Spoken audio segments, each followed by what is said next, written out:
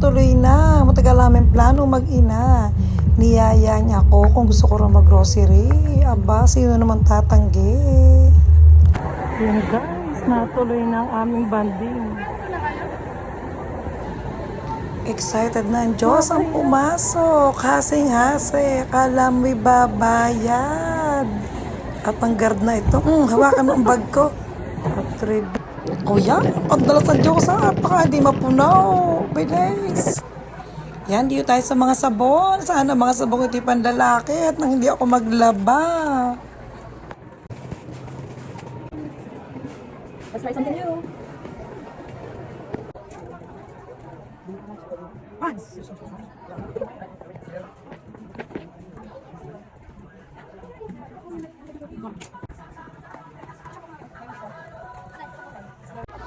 Ayan, di na naman tayo sa habong panligaw.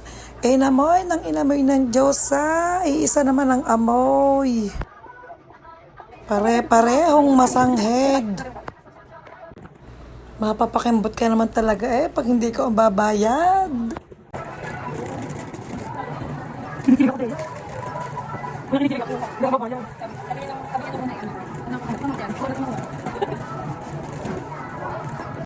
Thank you. Kunikilig si Mommy.